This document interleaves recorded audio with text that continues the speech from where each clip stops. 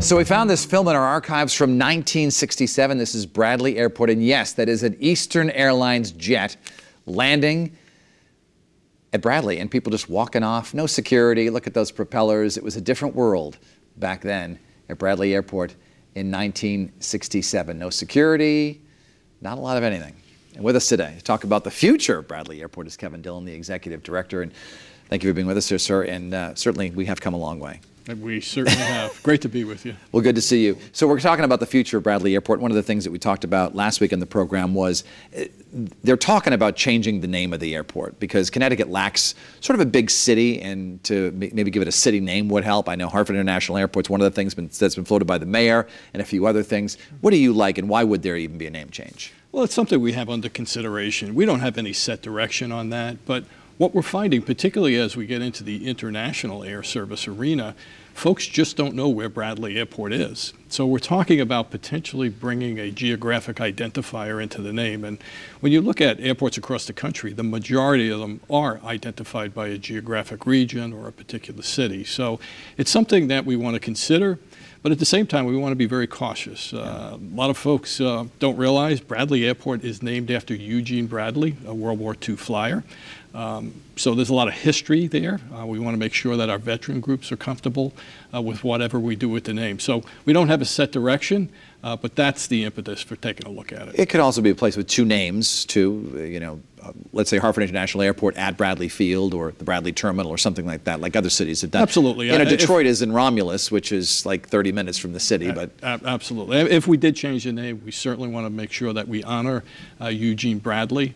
Very similar situation out in Milwaukee just happened. That was called General Mitchell Airport.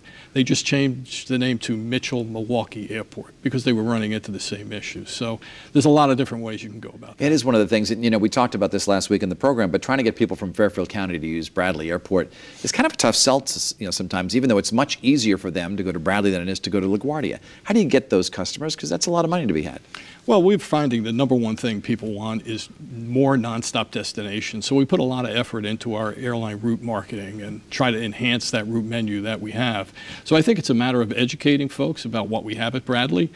Certainly what we're selling is convenience. You know, when you compare us to LaGuardia or up to Boston Logan, we're never going to have the route structure that those cities have, but what we're selling is convenience. And LaGuardia and Boston will never have that convenience factor. What about getting more international flights? Well, we're very pleased that we were just able to lock down Aer Lingus for 4 more years of service at Bradley. So we feel very comfortable now. It's a successful route that we can start to talk to other carriers. By far and away, the #1 international destination that we're after is London.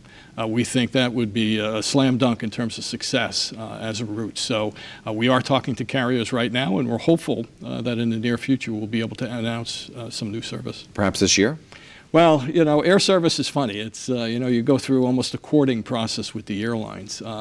There are so many cities that are chasing their limited assets. You know, I've often said we compete with regional airports for passengers, but we're actually competing with every other airport in the country for limited airline assets. So sometimes they're actually planning their routes 2 and 3 years out.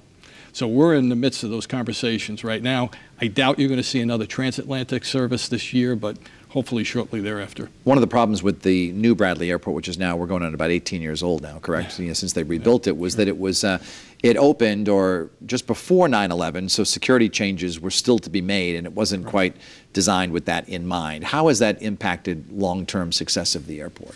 Well, right now, we're handling about 6.7 million passengers. I truly believe this could easily become a 10 million passenger airport. So when you start talking about volume increases like that, you really have to look at the existing infrastructure and say, how are we going to expand it to accommodate that? And one of the limiting factors becomes those security considerations that you just mentioned. You know, our security checkpoint has finite space right now, so we're going to have to alter the building to accommodate that. So we're actually going through a program right now to see how the terminal can be redesigned, what it is that we need to enhance that passenger flow as we reach that 10 million passenger mark, but at the same time keep that convenience factor that I talked about earlier. Governor Lamont has said that improving transportation in Connecticut is one of his top priorities, and one of the things that they'd like to see is perhaps some train service into Bradley so that people can maybe jump on Metro North, take it up north, the Hartford line and go right to Bradley Airport. How does that happen? Extremely important to us. That's why we push for the improvements on the Hartford line, particularly as you talk to international carriers. Europeans in particular are very enamored with the airport-to-rail connectivity. So it's an important component as we continue to try to enhance those airline routes. So I do think, there's been, significant improvements on that Hartford line. What we're looking to do now is build a new transportation center at the airport. We're anticipating starting construction this summer. And that transportation center will house our rental cars, but it'll also have a transit component that will allow us to connect the airport directly into the Hartford line. Up front, it'll be high-frequency bus service, but we've actually worked with the surrounding towns to preserve a light rail corridor. I do believe once we can generate the passenger traffic, you'll see a light rail connection from that heavy rail line directly onto the airport. Light rail was talked about once before. Back in the 1970s, under Governor Meskel, he proposed building what was then called Tommy's Trolley. And people thought it was foolish, and Governor Grasso, who succeeded him, got rid of it. Was that a mistake? Should they have stuck with that plan? I think, as you continue to enhance these passenger numbers, people are looking for greater ground transportation, access to the airport. I think it is something that has to be looked at. I think in my tenure as airport director there, you probably will not see the light rail. It takes a lot of passenger generation to sustain the cost of that.